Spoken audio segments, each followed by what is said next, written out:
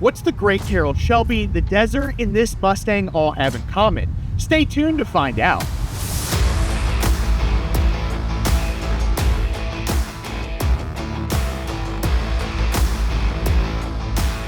We've featured a lot of high-octane vehicles on our channel. We've even talked about alcohol-fed race cars.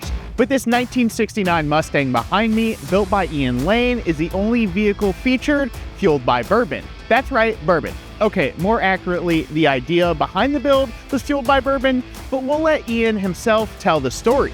So come on and let's go for a ride.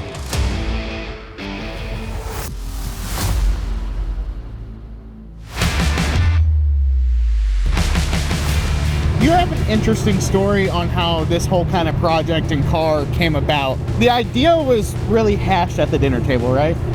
Yeah, well, after dinner, but pretty much. We decided to watch a little bit of football. Bourbon started to catch up with us a little bit. Next thing you know, the age-old argument, at least in my house, my dad being a Ferrari fan and me being kind of a Ford guy, you know, started. I've raced most of my life, and my old man fancies himself a little bit of a racer as well. So we started arguing about who could beat who, doesn't matter what car, so on and so forth. And there might have been some choice words used. I blame it on the bourbon. I love my dad very much, but in that moment, I was ready to go to blows with him. And we decided, you pick the car, I'll pick the track, and we'll settle this. And that's kind of how I got started. Yeah, very a mano. Like, that is my favorite person to talk smack to is my father. Same deal. I love the dude to death, but there was still that wave of anxiety that happened Friday morning with the little bit of hangover, still a little too full for Thanksgiving, and wondering how the hell I was going to pull it off. But yeah, it was a good night. So you guys picked the cars. Talk about picking the track and kind of the race, because it's a really cool race. Yeah. So I've loved West Texas for a long time. I've got a buddy that lives out there, and he's always talked about kind of this famous race called the Big Bend Open Road Race out in the middle of nowhere. People from all over the world come and do it, but it's kind of a hard race to get into. What better opportunity to do this than make it the Battle of Big Bend and take on the old man and his Ferrari with in pieces Mustang at the moment. Yeah, so talk about kind of the Big Bend race and how it works and all that, because it's really neat. So the race, I think a lot of people are under the impression that we're all in a grid format and everybody takes off, or it's a cannonball run where it's kind of a free-for-all. It's very structured. It's a point-to-point race. It goes from Fort Stockton to Sanderson, 60 miles on a closed track, closed road through the West Texas desert. It is asphalt. Then we turn around at Sanderson, fuel back up, and go back for the second leg of it. But it's all about how close you can get to your tech time, which is kind of the most difficult part, because you're trying to go as fast as you're allowed in your class and hit a very specific time over that 120 so miles. Yeah, that's cool. And now you kind of mentioned that this thing was in pieces at the time of the bet, and it's a night and day car from where you started. So start us from the beginning and kind of where you went, who you worked with, and what kind of parts you used. And the cool part is, a little teaser, a lot of this is available at Summit Racing and came from us too. Yeah, so Holly couldn't have pulled it off without you guys. Appreciate that. From radiator to rear end, I pretty much replaced everything.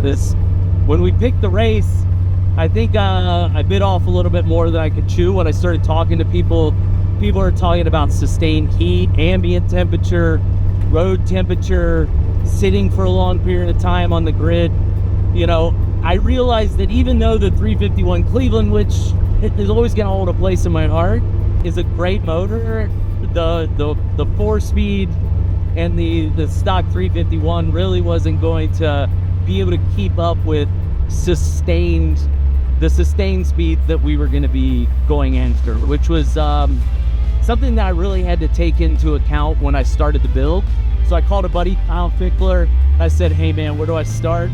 And he said the first thing you need to do is call the guys at Blueprint, figure out the engine situation, and then kind of worked my way backwards. And, you know, all along the way from Silver Sport with the T56 Magnum transmission, the Moser rear end, and then basically everything else, getting it from Summit Racing, which is pretty nice because we built it in Texas, not too far from the Arlington warehouse. So having the opportunity to be able to run up the street and get the part same day was clutch when you're trying to build a race car from scratch in 2.5 months. I would call into Summit and usually get talking to somebody that had a very working knowledge of the project or the engine or the transmission that I was working on, and helping me solve the problem and getting it to getting it to me quickly, or at least having the part ready when I was going to go there to pick it up.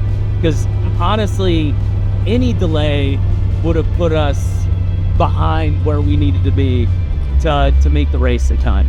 Yeah, and that is awesome. Like I said, we're glad that we could just be a part of this and, you know, make this whole thing kind of, you know, help you make it happen. There's so many things I love about this car, from kind of the Terralingual livery to just, you know, it drives really nice. Like, this is fantastic. It's my first ride tech. Thanks, sweet. The ride tech suspension is absolutely amazing. Now, what kind of rear end and brakes are on this thing? So, Willwood brakes, got those from you guys. Those were installed, disc all around, obviously, and then got a 9-inch Moser rear end, 381, which that was a really cool learning experience for me, is understanding that I was purpose building this car for racing, and being able to work with the Silver Sport guys and the Moser guys, and being on a call with them and kind of telling them what I was trying to do with this race and then autocrossing after, and then basically marrying the gear ratios to basically have an optimal situation for whatever I wanted. You know, I don't want to call this a pro touring build. It's pro touring-esque, yeah, but it's a do-all car, which is cool. Yeah. So I guess the golden question that is burning all of us is, who won the race?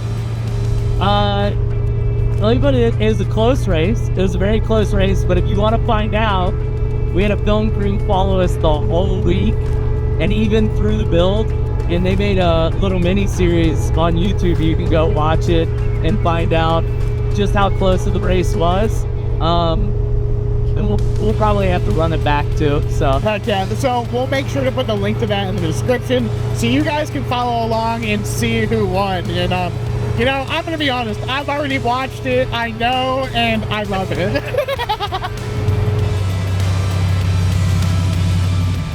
So that is the story about how a little bit of bourbon, a little bit of fun started an amazing car build. Now, do you have any other plans to take this thing anywhere else? I think we got plenty of adventures planned for her. We'll do the power tour. We'll definitely come out and hang out with you guys for Autocross Week. And then got to put her on the biggest stage in the world, SEMA show. So we'll take her out to Vegas this year too. Heck yeah, we can't wait to see this thing around, and keep your guys' eyes peeled for this amazing build. So make sure to like and subscribe to the Summit Racing YouTube channel so you don't miss out on any content like this or more, and punch that notification bell so you're the first to know when we post a new video. Thanks again, Ian, for coming out today, giving us a sweet ride, and letting us check this car out. Thanks a lot, bud. So until next time, I'm Justin with Summit Racing. We have Ian here with BOOSTane, and we'll see you guys later.